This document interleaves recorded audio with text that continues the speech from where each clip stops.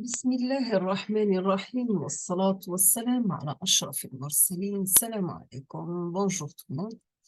Aujourd'hui, on va voir ensemble le chapitre numéro 3 pour les circuits combinatoires.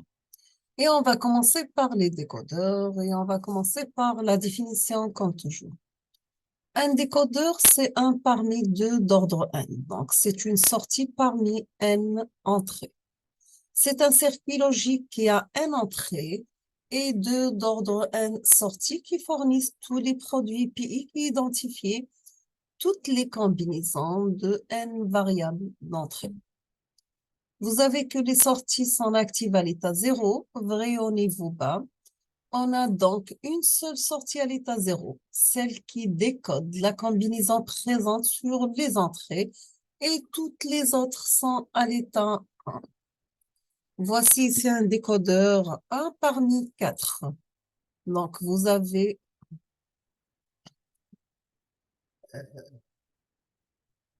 n entrées et 2 d'ordre n sorties.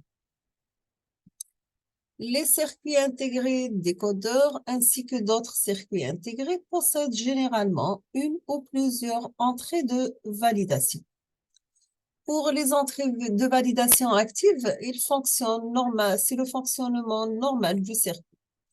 On va voir ensemble le décodeur intégré TTL et on va commencer par un décodeur 1 par 8, ce qu'on appelle la série de 74 LS 138.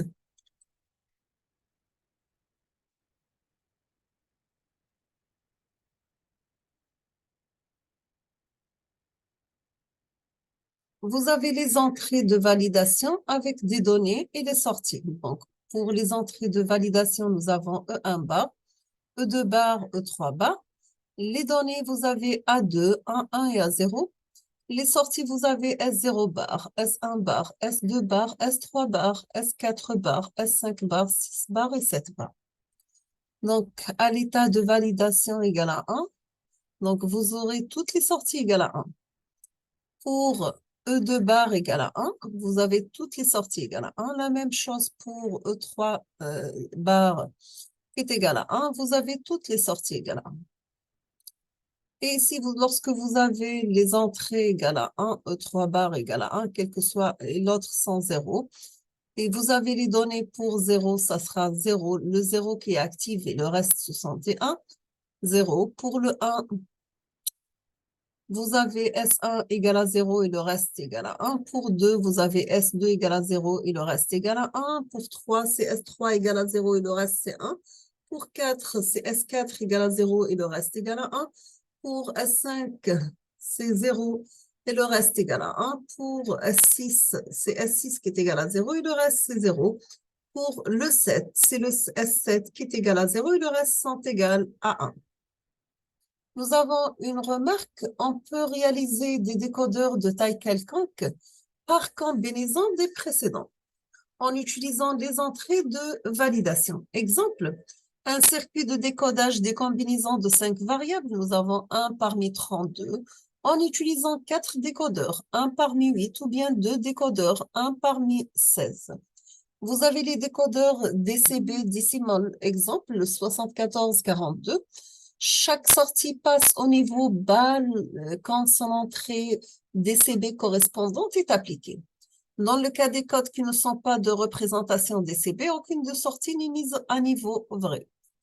Maintenant, si on passe au troisième décodeur, le DCB 7 segments, exemple 7447, un décodeur DCB 7 segments accepte en entrée les 4 bits DCB et rend actives les sorties qui permettent d'allumer les segments représentant le chiffre correspondant. Nous avons que les anodes des diodes sont toutes réunies à VCC, c'est le plus 5 volts, et leurs cathodes sont connectées à travers des résistances limitatrices du courant aux sorties. Troisièmement, on va voir les applications des décodeurs. Nous avons que la réalisation d'une fonction écrite sous forme somme de produits est évidente avec un décodeur, donc pas de simplification.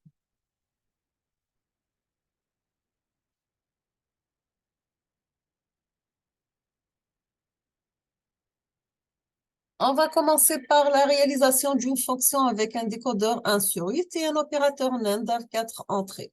Voici sa représentation avec le 74 LS138. Vous avez A, B, C. Les entrées avec E1, E2, E3, donc qui est égal à 0 et E3 égal à 1. Et vous avez Y qui est égal en fonction de A, B, C, qui est égal C bar, B bar C dans d'autres cas, plus C bar B, C, A bar, plus C bar B, A, plus C, B bar A. Donc, pour Y égale à 1, pour C égale à 0, B égale à 1, A égale à 0. C égale à 0, B égale à 1, A égale à 1. C égale à 1, B égale à 0, A égale à 1. Donc, et pour 0, 0, 0. Maintenant, pour le multiplexeur ou sélecteur de données, le multiplexeur, nous avons des entrées de données, E0 jusqu'à En-1. Multiplexeur de n données, une sortie avec des entrées de sélection. La définition pour le multiplexeur ou bien le sélecteur de données, c'est un circuit logique qui permet de sélectionner une information logique parmi n informations. Nous avons que les informations sont connectées à une entrée appelée entrée de données et le choix de l'entrée se fait à partir d'un nombre P de variables appelées variables de sélection. Et vous avez que chaque combinaison des variables de sélection adresse l'une des entrées. Nous avons dans ce cas n égale 2 d'ordre n. Si on va voir maintenant un multiplexeur à deux entrées, donc n égale à 2 et p égale à 1, il permet d'aiguiller vers la sortie Y une voie d'information parmi deux. Dans ce cas, E0, E1, suivant l'état d'une variable de sélection notée à 0.